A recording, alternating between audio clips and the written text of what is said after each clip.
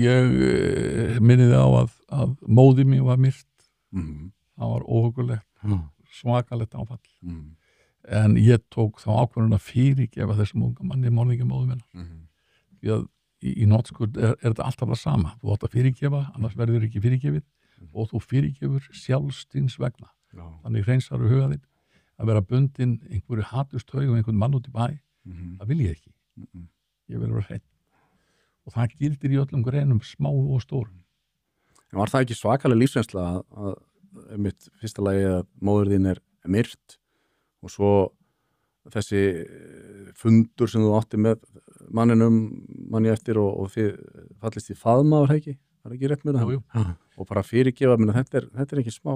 Sko, hann kemur síðan okkur árum setna á samkomu.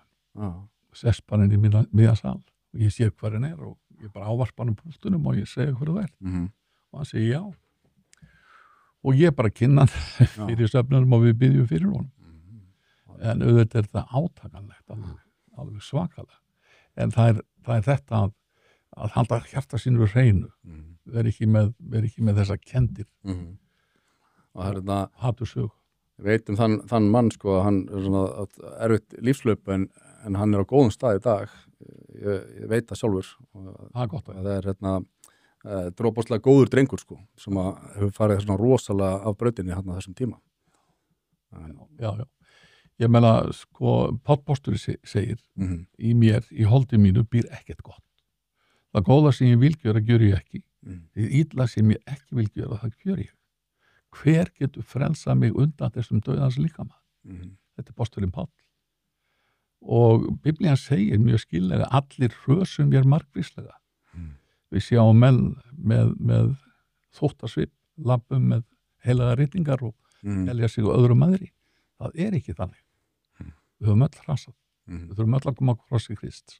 Við höfum öll á sama stað í þeim skilningi. Þetta gerist setjum par dags. Ég var á leiðin í sjónvarpsviðtal einhvers staðar og ætlaði að stoppa við hjá hann en hugsaði mér, ég næði ekki. Síðan því ég heim þá kemur hringing og þá búið mér þarna.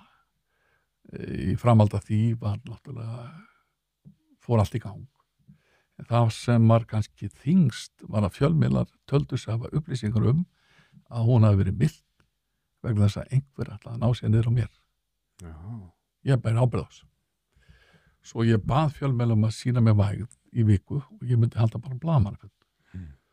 Að ég mætti klára að syrgja móður mína og ganga á hröð því sem þurfti að gera.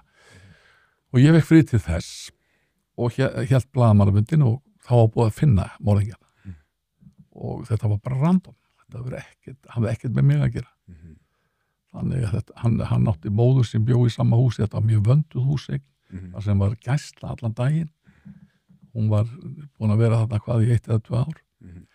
Það hefur verið þungt fyrir þig að fá þær fregnir að þetta hefur hugsanlega verið einhver sem væri að ná sér niður á þér. Já, það var mjög snúið, mjög erfitt.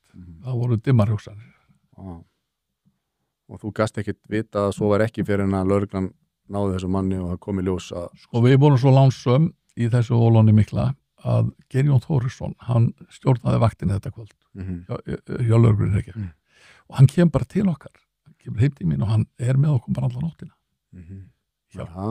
Hjálpar okkur að í sorginni að biðja með okkur og var okkur til hals og tröst. Það var afskaplega dýrmætt. En síðan þetta, þá kemur þessi holskefla og á sama tíma var einhver styrleiki á milli lögreglunar og fréttamanna.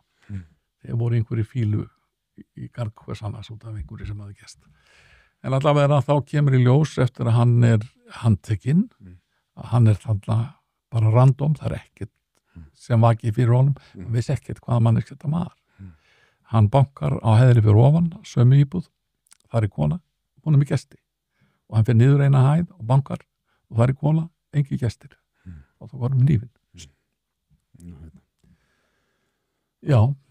Bara móðurinn bara ótrúlega óheppin að vera þarna á þessum stað. Já, sko, hún var rúmlega 8 og ég reynda að hitta hana einu sinni í viku. Og hún eldaði oft handa með saltfisk og hamsa. Og hún var nýbúin að segja mér það að hún teldi ævindaga sína vera næga. Hún væri búin að fá eiginlega alveg nóg. Já. Og var hún þreytt á á lífinu. Hún hafði lent í 2 stóru slísum og var verkjuð og leið oft illa. Þannig að það var ákveðin huggun fyrir þig Já, hún var nýbúin að segja mér þetta, hún var bara reiðbúin að fara.